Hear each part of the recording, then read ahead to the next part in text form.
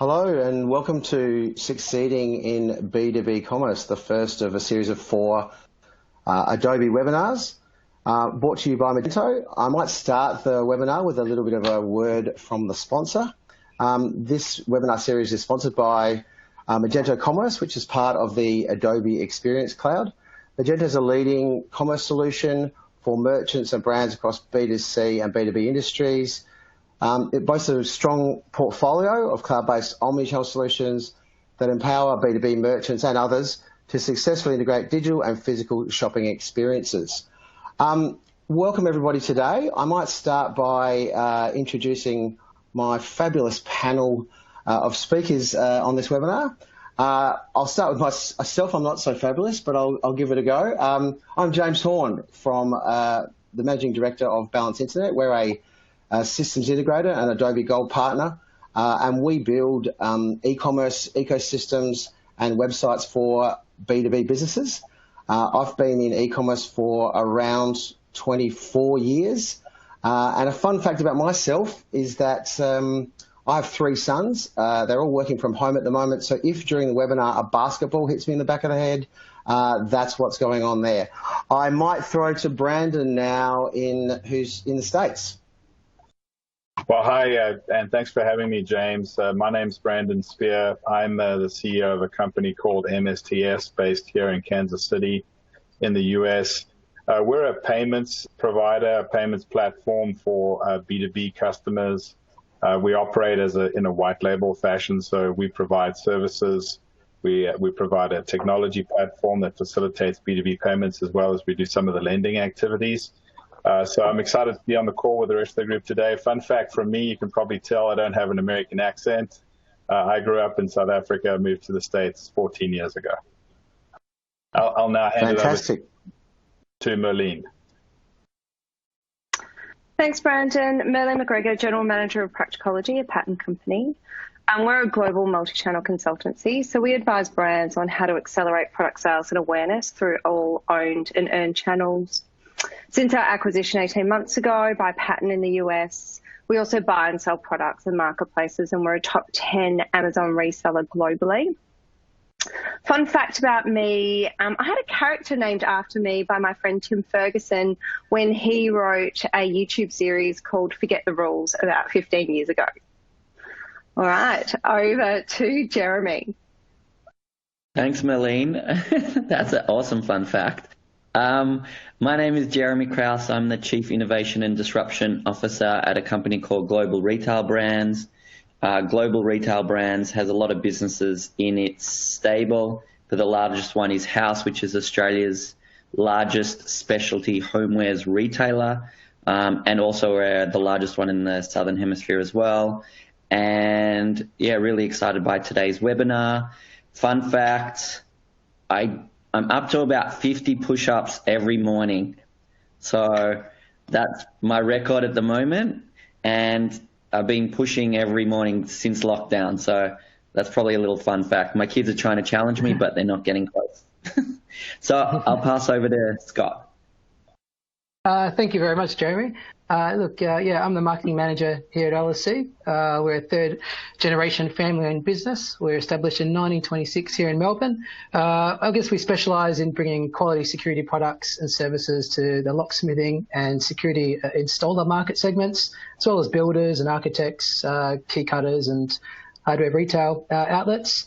A fun fact about me is I'm an avid sneaker collector, and my pride and joy is a pair of 1985 that I found at the Salvo store for $5 in perfect condition. Thank you, guys. Wow. I'd like to see those. Thank you, everyone, for those introductions. I will now get into what we're going to talk about today. About 18 months ago, I commenced a journey to try and write a white paper on B2B e-commerce, and it's an interesting story. The original vision I had was about 10 to 16 pages long. By the end of the journey, it was 126 pages long.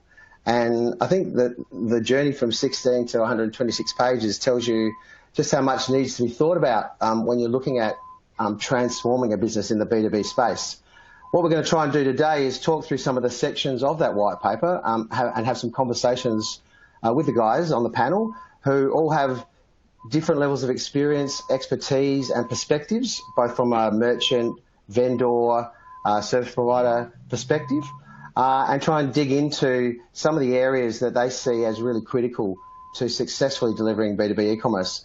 So we're going to start with IT systems, move into operations, marketing channels, and then finish off with a customer. So we might get right into it. So IT in the IT landscape. So first of all, part of the white paper, we looked at how many different systems there were in the IT landscape. On average, it was around about 18 different IT systems within businesses, that many of them which we need to talk to each other. So the first thing is to understand that, and often what we do is look at the current state, the one-year state and the future state, and understand how also those systems might change over time. Secondly, around the landscape, we find it's very critical to have a look at businesses' legacy systems. Often you are forced or required to tap into those, and sometimes that can be quite challenging. So understanding that legacy system architecture, whether it's ERP, finance systems, marketing systems, warehouse systems, and how you have to tap that data out into the commerce space can be really important to map out. From a systems integration point of view, there's a bunch of different key areas there you have to think about integrations where data might flow, from marketing and automation to customer service to CRM, financial systems, order management systems. So in your digital transformation process, you need to understand the architecture of these and how the data flows might need to move between them. From moving on to the next area in the IT, which is really PIM, or product data information, a lot of the businesses we work with have their product information sitting within their ERP system. Some have specific PIM systems. So one of the things to consider there is that product data within your ERP system adequate, or may you need to have a standalone PIM system to execute that? And we see a lot of B2B merchants that are participating in multiple marketplaces. Merline mentioned Amazon before. Sometimes we see B2B retail players who are pushing into market with D2C, for instance, having a PIM so that they can curate that content for those particular marketplaces. And last but not least, payments and security. And I thought I might now start to have a chat to you, Brandon. This is your area of speciality and understanding. What are you seeing in changes in payments and security? What are the key issues you see in B2B right now as you're working with merchants? Yeah, so I think that there's a couple of trends that I'd probably want to point to. One of them is that the relationships and the way you deal with your customers today needs to be really effectively mirrored from a payment point of view when you go online, when you do this via e-commerce. And so what I mean by that is it's often very simple to accept credit cards as a form of payment. That's often how people start. It's quick and easy and usually relatively painless to get going.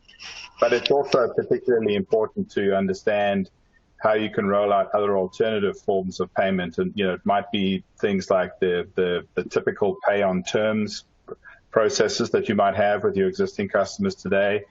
And that's particularly relevant, again, in the B2B space because of often the size of the transactions, because of the data that the B2B customers might require on the transactions so that they can effectively process the payments and process the invoices. So you need to make sure that you're giving choice and optionality to your customers. I think the other real significant trend we see is that there's a significant amount of business identity fraud or kind of theft that's occurring. I think we've probably all heard about it, seen it in our personal lives, but not necessarily experienced it in the business context. And as more and more relationships are being forged via these digital channels, it's increasingly important to really make sure that you're adept at asking all the right questions, gathering all the right data to validate that if a company or an individual from a company says that they are representing that business, that in fact that is accurate, that's true. So we've seen that sort of rise, and that really gives lead to the point that you're making there about a digital security officer or a chief risk officer, somebody who's got that responsibility for understanding how to manage that risk for your business when you go online. And then the last, kind of key trend point I'd make is we've definitely seen with our customers a pivot away from brand loyalty towards experience loyalty. I think we've all seen that in our general B2C lives. I think we see that every day in our consumer lives, and it's starting to pervade into the B2B space as well, where if you're an easier merchant to do business with, if you provide more choice to your customers, you're much more likely to increase your share of wallet with them over time. And we've certainly seen that with the customers we interact with in some of the spaces that we play in. Just going back to the first thing you talked about payment options, are you seeing a change in the last couple of years where online retail and B2C uptake is washing into B2B, where particularly smaller buyers are looking for different alternates, different payment type methods? Yeah, very, very definitely. I mean, and the most obvious and logical one is trade credit terms. I mean, that's obviously a very common general practice in B2B, and but it's often seen as something that's harder to execute via an e-commerce channel. Surprisingly, now it doesn't have to be, but it's kind of an afterthought in a lot of the B2B customers we've seen, and so I think giving customers that choice where they could have 30 days, 45 days, 60 days to pay, giving them a variety of invoicing and billing options, for example, where you might say you aggregate all the transactions for a given week and might produce a weekly invoice or a bi-weekly invoice or a monthly invoice. I think all of those sorts of choices and options are really important for how you can interact in a more seamless way with your customers, how you can build more loyalty with your customers. With smaller B2B buyers, are you seeing any move in the sort of buy now, pay later area? Your Zips and your Afterpays. Is that washing into the solution set? Yeah, absolutely. And what we're tending to see kind of driving that behavior, particularly is obviously the environment we're dealing with today, where there's shortages of working capital, where people's supply chains are stressed, whether you're trying to stretch out payment terms. So you see some of that happening today. I think as a more general statement, what you also see occurring is that those businesses, if they're doing repeat transactions with the merchant, so excuse me, not necessarily a customer that's just making a single purchase, then we tend to see those sorts of trade term solutions being more relevant and being more prevalent when they get deployed. Excellent. I might throw to the rest of the panel. Anything you're seeing in payments or security, Mclean or Jeremy or Scott, that you want to share with us? We're definitely seeing the buy now, pay later as being a very big part of the decision making. I don't know how good it is for the economy in terms of living in this world, but it's definitely an option and it needs to be there. It's now part of the whole criteria and the regime of not only just normal credit card, but you have to have the buy now, pay laters of the world in the mix, because everyone's looking at those options to make it easier, and that's what we want for the customer and the businesses that we work with. Mm-hmm. Mm-hmm. I would Scott, say are you seeing that? Sorry, Mclean, you go. That's okay. I was just going to say I'm seeing that a lot of the B2B businesses we're talking to, flexibility is definitely the new, I think, buzzword when it comes to, I think, the commercials, and flexibility and probably transparency as well, both on the brand side and then also on the customer side. So we're seeing a lot of that come through in the work that we're doing with B2B businesses. Thanks. And Scott, and I think your key cutters and locksmiths, are they sort of demanding different payment terms and change? Is their profile changing from a payments perspective? Look, they're certainly happy to charge things to their accounts. But we're seeing a trend, those customers that visit our showrooms and, want to transact payless, there's certainly, there's an appetite for it. But still very much lines of credit is how we service the customers. They pay. And I think following on from that, James, as well, I think it's about giving the customers choice.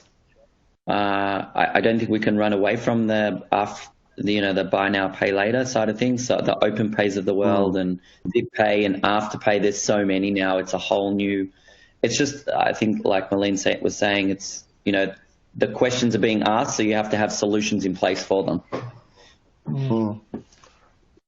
Yeah, thanks everybody. I suppose one last comment from myself on it. When we're looking at designing the payment systems at the back end of e-commerce solutions, and we often go into B2B businesses and look at what they've got existing, there's a lot of friction in the cart. There's a lot of extra fields to fill in. There's often a very poor user experience in the back end of how that's working. And a lot of that's been historical. It's been there for many years, or it comes out of their finance or ERP system. And we're now seeing customers saying, that's not good enough.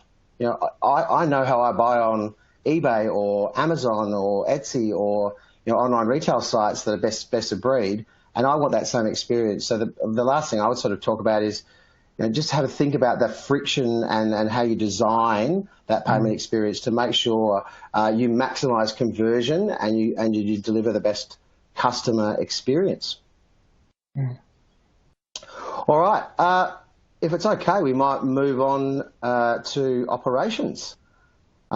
This is a really important area of B2B. It includes people and resources, customer service, inventory management, fulfillment, order management, and return. So this is the back of house, the things that are going on within the business that you have to consider when you're going through digital transformation. And one of the key things I always sort of look at when we're mapping a roadmap of a project is what's going on within the operations of the business that we need to consider to make sure we get the timing right of when we do things. So if we're going to put in click and collect or ship from store or change inventory management or change personnel or move into a customer service system, how is that going to be rolled out operationally? What's the timing of that? Who are the people involved? How does that work with the supply demand cycles within that business and their vertical, and make sure that we plan our IT rollout and our system changes to sort of run in parallel as a swim lane with what goes on there.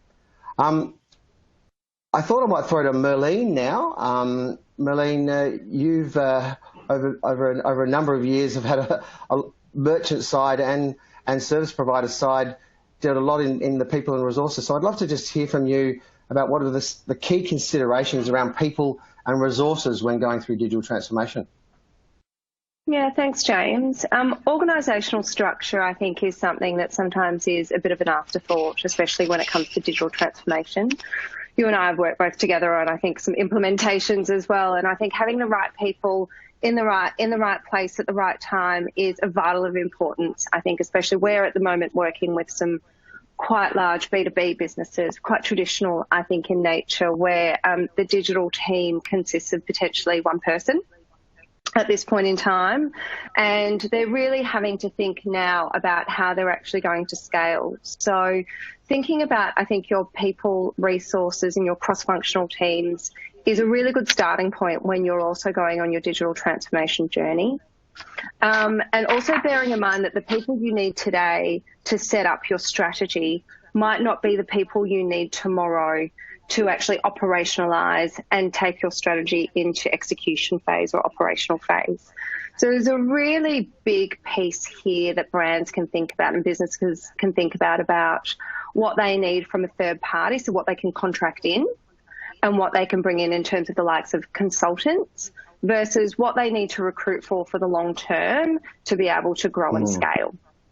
I think I think a lot of businesses think that if they've got that one, I think, digitally experienced person in their business, they'll be set.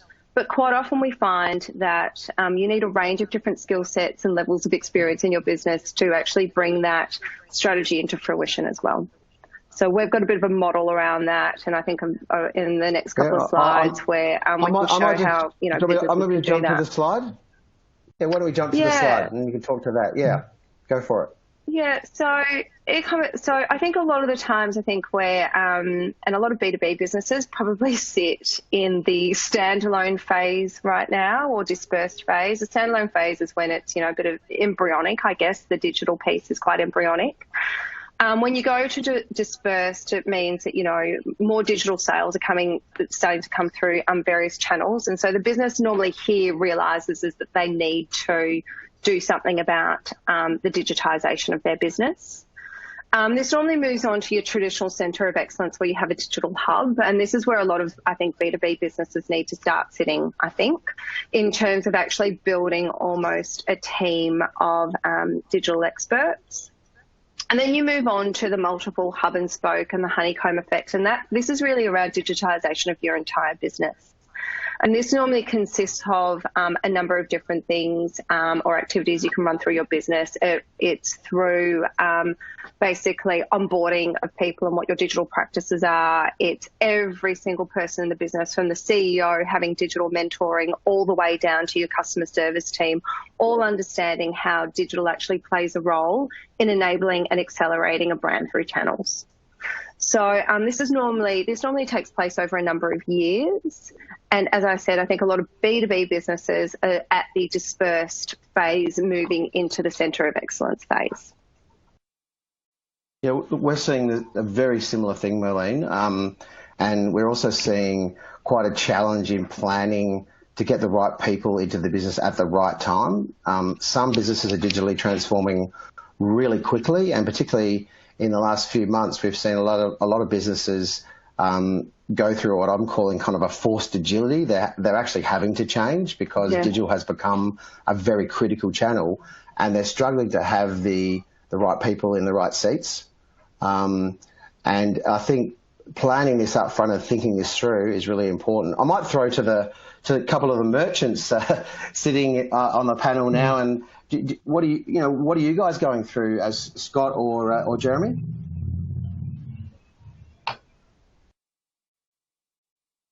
Scott? You want to go first? Look, Scott, do you want to start? Thank you, Jeremy and James. Yeah, look, I guess a lot of what Mclean says sort of rings true in regards to finding the people within the business that have that range of skill sets. And we're finding that as we're sort of embarking on this transformation, there's a lot of staff that are really enthusiastic and and so if there's upskilling or training and they've got the appetite for it, really exciting for our business. And being a family-owned business, we encourage that growth from within. So I think, we're enthusiastic that people want to be on board within our business to grow and evolve and find ways to service our customers better. So I think, definitely, I think that forced agility, James, certainly rings true. These last couple of months, it's been testing, and that's where we've had to, work harder than ever. Are you using third parties and outsourced businesses to complement your skill sets? Yeah, very much so, James. I think, where we can and where there's a skill shortage, if we can leverage, consultants or external parties' expertise, that certainly adds value to us. Mm. Are you seeing the demand for your services increase, Mclean, in that area? Like, you must be sort of the coalface of that.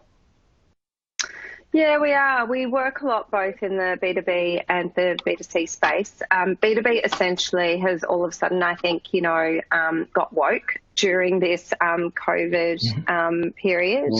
And a lot of them have realised that their businesses are sorely in need of probably some additional digital resource and acumen. So a lot of businesses that we work with directly and are starting to work with directly either have very quickly pivoted towards wanting to build a digital team or asking for a digital team to be placed in their business for a period of time just so they can accelerate. So for a lot of businesses at the moment, B2B businesses, it's actually about achieving a lot of speed. So a lot of businesses now are saying we can't wait to recruit the right people. So alongside, in parallel of recruiting the right people, can you put a team in our business and actually just get this thing moving now?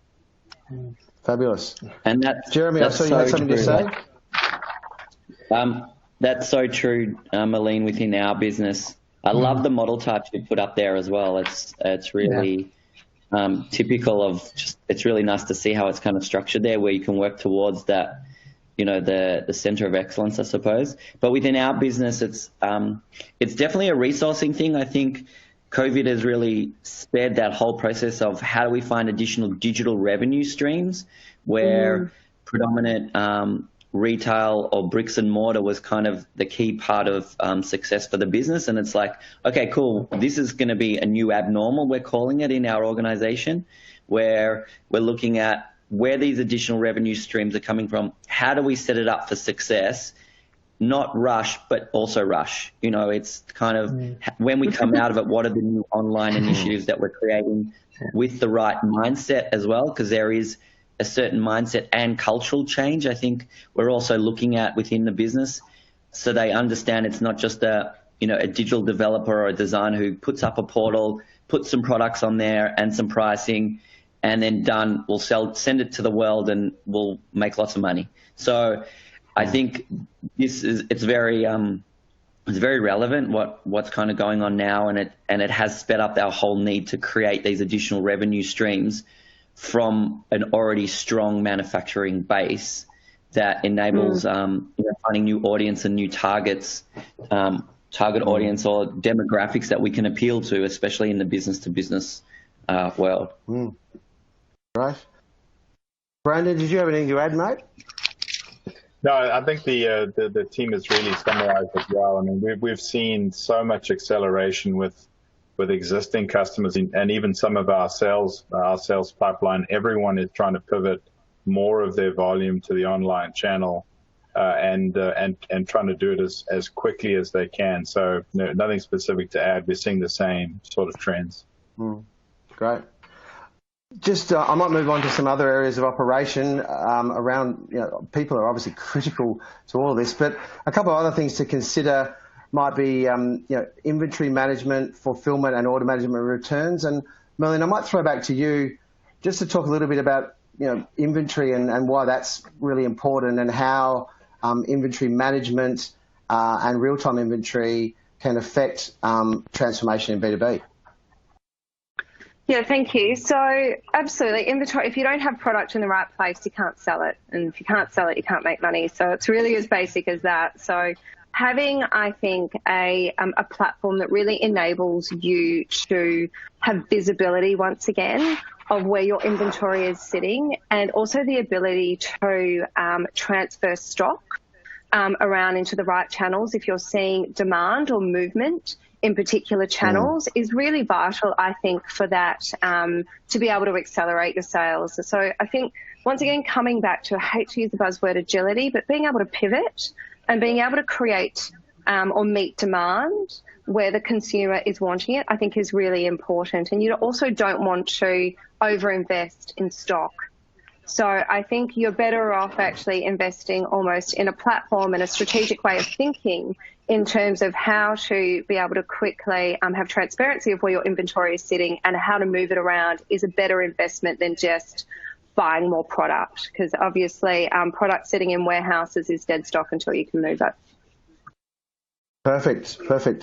Well, thanks so much for sharing that with Mclean, and I might now jump to the next section of the webinar around marketing and channels. This is a fun bit. I think we get fun from here talking about marketing channels and customers. Marketplaces, marketing strategy, marketing automation, and business intelligence. But I know there's a certain fellow on the call, Jeremy, who has a huge passion for website and content, and could probably talk about it for hours on end. So I might throw to you, Jeremy. What's so important about content in B2B, and where is it lacking in a lot of businesses that you've either been involved with or you are involved with, and how are you looking to change it, or, as you say, disrupt it, which is part of your job title? and innovate at the same time, James. Yes, disruption and innovation. Yes, I could definitely talk about this for hours, if not days. I think content is critical in everything that you do. I think everyone can talk the talk and has the product, but creating the content and that engaging content to get people to understand the story and the journey is what's critical in not only B2C, but obviously B2B. I think in a lot of things that I've seen out in a previous background from a web and also video production side of things as well, that engaging content that starts a story, that starts the conversation, that sparks the ideas, that creates opportunities inside the organization, really helps sell the story and sell the dream. Again, you have to have the products, like Mclean was saying before as well. You got to have the product, and you have to have the capability and the transport and the infrastructure and the fulfillment and so forth, and then even the payment gateway and that flexibility to deal with the customer. But again, it's selling the story and selling the message in a simple, effective way is where we find content is really powerful. And in B2B, I think it varies on a lot of different fronts. It's not only blogs, podcasts, newsletters, LinkedIn posts, but the world of social media is growing at a massive rate, as we all know. The different platforms are relevant for different B2B businesses, I think. Whether you use TikTok or whether you use LinkedIn is very different. We're finding in B2B and some of the work that we're doing at the moment, LinkedIn is that preferred choice. Again, it's also networking groups. And then also video content is a huge part of it. We've got infographics and messages like that, but video content in how-to videos which explain how products work, how they're used, selling the story on the history, the generation, the quality, are all these things that really reinvent the brand and reiterate the quality of what you're selling to make it easier to sell. And that leverages itself into the website component as well. I think it's very critical to have the right website infrastructure, the right function, the functionality, the right user experience. All of those things are critical when people want to know, and especially with COVID and the lockdown and so forth, people are using online a lot more, of course. And I think what the lockdown in the last 6 to 8 weeks has kind of really shown is, there was always going to be a move to more online, but now it was supposed to happen. I predicted 5 to 10 years from now, but it's just happening now in a way that everyone is spending more time. The different forms for B2B is in that space, and it's waking up, I suppose, that target audience who just didn't give online the credit that it deserved, I think, in terms of the place to go. It was very much, and I'm sure everyone else can also reiterate or, chime into the discussion about it, but it was very much physical, very much sales reps, that kind of an approach. And we've kind of been, we're at the embryonic stage of building out that platform and building out that framework for our business. And we're really re-looking at that whole relationship because of social distancing and stuff, things are online more. There's definitely the virtual Zoom, whatever communication, but again, that traditional role, I think is going to change quite a lot. And that online website component is critical to getting that right, because that's where all the transactions are going to kind of be done. And that's where the executives are looking at more data and more analysis. The content piece, there's a lot of work to do, isn't there? I mean, we look at B2B businesses often and they just grab the data, the base data out of their ERP system and throw it up online, and a lot of them think that that's enough. But, I see some of the things you're doing, Jeremy. You're doing blogs, you're doing lots of images, you're doing testimonials, you're doing videos. Yeah. What we've done, we've also created an in-house media team. I think this was part of my passion for content. Because, if you've got everything but you don't share it, and it's not an arrogant share at all, it's a, capabilities sharing kind of statement, but the quality has to be good. And I think we created our own internal team because we have such a need internally. And then we kind of thought, well, we can use that internal team to create our own content to share the message to B2B opportunities. And that then creates collaborations, and setting up a team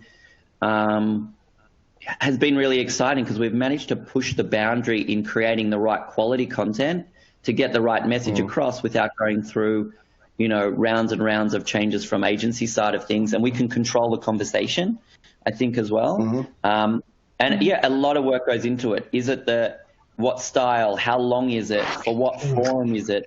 YouTube, for example, might prefer longer forms, while LinkedIn is maybe 30 seconds to 60 seconds, or is it just an infographic post, something like that? So having an internal team, we've kind of gone down that path and starting to build out that content for pictures and profiling of our offering.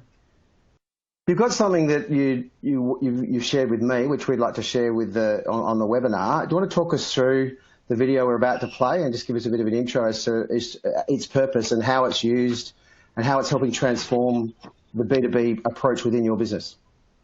Yeah, so the video we're going to see now is it's like a show reel that we're looking at a key part of our business, which is the knife category and customizing knives with a personalization feel. And the pitch there to other B2B businesses, so other businesses, was to take on the offering that we have inside their, like a concession style approach inside shopping centers or big department chains as such. And so we thought, how do we get the message across to get this concession, this amazing sizzle and concession into department stores? How do we sell and show them what it's going to look like? Because it's sometimes really difficult to explain it, put it in a PowerPoint presentation, and doesn't really get the message across. So we created this video show reel to just explain the concept, and then it's now a data piece to send it in personalized to different department store personnel in different organizations. So we created this little reel on explaining the concept and how it would work. All right, well, I might play it now. If you guys could go on mute, and I'll play.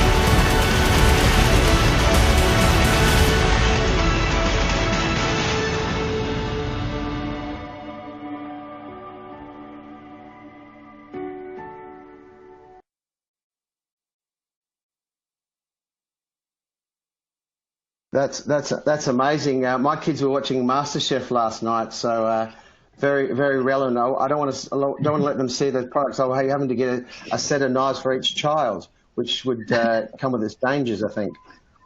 So you just got to tell me their names, okay? Okay, no worries. The exciting part of that is we also built a bit of a team bonding with that and putting it together. And creating that culture of excitement and energy, as well as creating the content to share the message with companies overseas, and then also everything is very visual these days, and sending that message, because people don't have a lot of time as well, via a video actually worked in our favor, and we've got an amazing kind of response from it as well. And now it's kind of following it through with delivering on those promises. Thanks, mate. Scott, I might throw to you, mate. From a content perspective, are you seeing things change, accelerate? What are you doing now that you weren't doing a year ago? Yeah, certainly accelerating, and a lot of the things that resonated with what Jeremy was saying was about, certainly the training and appetite for webinars, and what we've noticed is a real traditional and having to pull our account management team and business development team off the road. They've had to work on tips to engage with their customers, and be it through Zoom meetings or Skype calls or whatnot. And our product management team have had to, source product that are relevant now for the climate we're in. We deal with door hardware and security products, and we have to look at things where you're not using your hand to open a door. It's quite an interesting time for us to source these things that suit the needs of the market now. But certainly, look, we've jumped onto LinkedIn. We found there's always been an appetite for, for us as a business to be active on there. But with our account managers and business development managers have said, we want to be more active on there. So as a business, we did that. And delivering our technical training elements digitally, that was a big thing. Like traditionally, we would bring people into the class environment. And now we're delivering it all online. And we've had a really positive response, which has been great. And then in turn, up with the activities on the back of that, yeah. Mclean, I might throw to you a couple of other things in the marketing and channels areas around marketing strategy, marketing automation, CRM, and business intelligence. Just a couple of words on business intelligence. Are you seeing an increased demand in business intelligence systems to sort of measure and understand what's going on within these digital environments in B2B? Yeah, absolutely, James. I think the appetite for information and data is stronger than ever. I think that once again, businesses have realised where they're lagging, especially when there's an over-reliance, I think, at the moment on digital channels, and they realise that potentially their visibility in terms of how their digital channels are operating are not is not as robust as maybe their bricks and mortar or their other channels. I think also that businesses are wanting to stitch a lot of the data together from a number of different both owned channels but also third-party channels as well. So there's been a lot of interest I think in terms of not only how to get that visibility but also then how to utilise that data once it is all in the right place, and how to then once again make that data more robust and make it more efficient. I mean, you've paid money to acquire that information, so what are you then going to do with that information? So there's a lot of platforms out there where you can then just use those audiences that you've gathered to push information back out. I think as Jeremy was saying, you might have audiences that you've set up specifically for LinkedIn or for YouTube or for other channels that you might play in. There's a lot of really great platforms out there that will enable you to aggregate those audiences, build cohorts, and then push that information out quite seamlessly. Well, that's a fantastic, thank you, Mclean. It's a fantastic segue actually into the customer conversation. So we might move on to that. So the last sort of area that we talked about in the B2B white paper, and there was a lot of commentary around, was around customer, and it's broken into the areas of user experience, customer experience, merchandising, personalization, and loyalty and rewards. And I'd like to have a chat to Scott in particular about what you're doing at LSC. Tell us a bit more about your business, Scott, and in particular, I'd love to hear about your different cohorts, your different types of customers, from your locksmiths, your key cutters, and how you're addressing those different groups within your strategy, and how that's affecting your digital transformation. Yeah, look, I guess, James, look, I think for us as a business, your man in the van that comes into our showrooms to buy something for the job at hand he requires, or the larger security business that has a purchasing team, has apprentices. They might have a few vans on the road, and they might as throughout the course of the day order stock online, and at the end of the day check out with us. Once their orders been completed. So we're certainly finding that we've got to cater to customer segments and also different customer types. And the other thing in regards to customer experiences, we're seeing that, I think in the white paper you say that those B2B, B2C lines are really blurred. And you can see that these B2B customers want that B2B experience, particularly, they've got rising expectations. And so as a business, we just want to make that digital journey for them, really enjoyable and make them come back again and again. Do you treat your big customers smaller than your small ones? I'm interested, you've got some large customers and some smaller ones. How do you treat them differently? Oh, look, I mean, it's not so much how we treat them differently. I think a lot of the content-wise is different for those, personas or customer types or segment types. So if those customers specialize in electronic security, we serve them content that's relevant for them. Some of the customers cross over, so we try to find those customers and target on electronic. And then you've got, other customers that purely just use us almost as a warehouse and will come in and acquire stock for the job at hand. We're also finding our electronic security customer segment, although they don't have, they don't come and buy a lot of stock to keep on their shelves, they're mainly interested in just, getting quotes from us for big projects, and they're quote specific jobs only. That's really how we deal with those. I guess, and talking about customer experience, what we've noticed as well, and what's led us this journey of a digital transformation is we're seeing the next generation of business owner coming through as well, young millennials, and they're quite tech savvy, and we are learning to, embrace that and offer, a lot of different experiences online, for them to, better improve the way their businesses operate, which is just quite exciting for us. Are you doing the same thing, Jeremy, with your customers? Are you finding you're needing to treat the different cohorts and types of customers differently? Yeah, for sure. I think even going back to what Mclean was saying, we have lots of data. We're just trying to work out how to divide and segregate it the right way, because there's been very much a I don't know if it's the best way to say it, but a spray and pray approach. Like, just send it to everyone and get the best, see what you kind of come back with. And I think with us, we are trying to divide the data in a more segmented way and to be a lot more structured in our communication and have different messages, different deals, different opportunities for different segments, different industries, different categories, different types of product. And yeah, that's a big challenge for us to kind of really nail, because once we nail that, then you can really measure it as well, I think, really clearly and cleanly as well, and report back to everyone on the results and then test it from there. So yeah.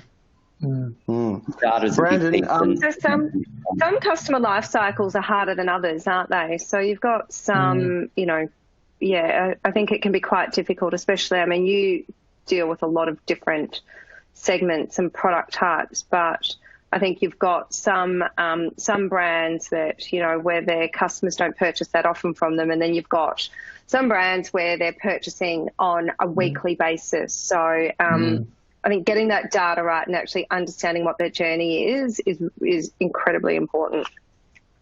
I think it's also, James, I think it's also, following on what Mclean just said, I think I'm disrupting to try and make the business know how important it is, because I think we can get the sales, but we can even do better if we actually analyze the data to show everyone how valuable it is. So we're looking at like data scientists to come in to the business to help in different areas and have data scientists that sit in different streams, because then that I think really helps everyone understand it, and then you can back it up, and there's no salesman that can question data, but you've got to have the data to analyze it. I think Mclean was saying earlier, you've got to have it and you've got to do something with it.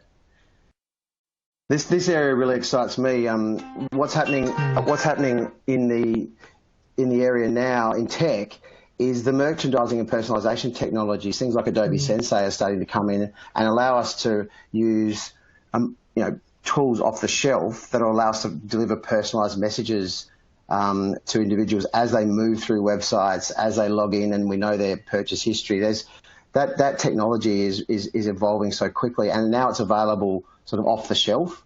And what we're really excited about is seeing how people are using that. We've had a client recently take on Magento use and then go and do use product recommendations with Adobe Sensei, and he's starting to just transform his business immediately in being able to show the right products to the right people at the right time. That was possible, a few years ago, but not to everybody. And so the price on that's come down, and there's lots of technologies out there that allow that to happen. So that's fantastic. I think we're kind of running out of time. I just had one last question for Brandon, actually, about payments. around sort of the customer and how B2B customers might be looking for different payment methods. Are you seeing different cohorts wanting to handle payments and that payments experience differently? Yeah, very definitely. I'd build on something that Scott said. We're seeing customers who are repeat customers, who perhaps larger customers, that they want that pay on account capability, and often funnily enough, that's often harder for customers, merchants to execute through an online channel, through a digital channel. It's often easier to execute through where there's a sales person engaged, but often more difficult through e-commerce. But we're definitely seeing that. We're seeing that segmentation. We're seeing that grouping of where you have the high-touch customers, where you want to offer all of that flexibility and variety to them. And then you might have a series of customers on the opposite end of the spectrum, where you're going to naturally have a much lower touch because they're much more transactional and perhaps much less frequent customers with you. So there definitely isn't a one-size-fits-all. You have to have that segmentation approach, and it flows through into how you deal with payments and what terms you offer them and what flexibility you provide to them. So we see the same thing in payments. Thanks very much. I'm going to have to call it a close there. We're running out a bit of time. So thank you very much, panel members. What we might do now is take a few questions from the audience.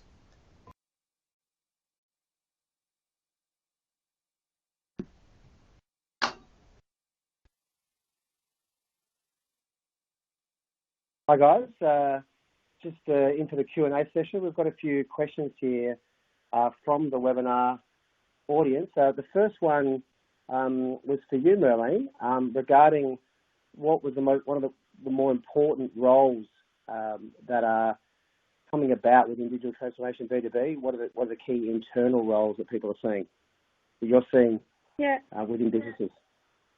Yeah, I think activations and channels manager is one of the most important roles that we're seeing play out, I think, when it comes to the digitisation of B2B channels.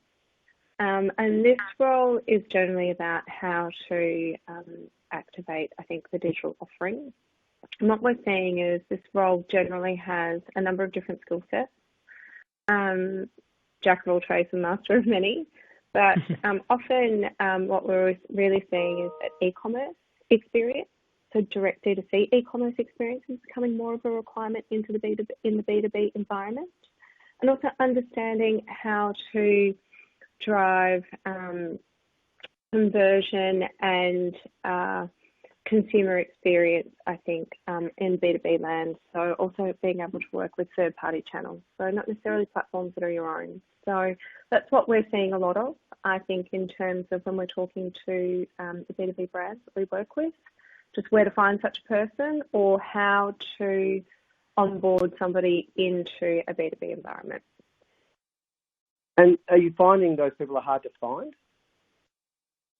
A lot of people actually are making the move from retail into B2B, which is very interesting. And so that is proving to be quite a good source of, I think, candidates. And also just, I think the B2B landscape of getting their head around, I think that B2B language is going to be most challenging from an onboarding point of view from people coming from a retail background. Thanks very much. Mclean, I might throw it at Brandon and Piers regarding payments.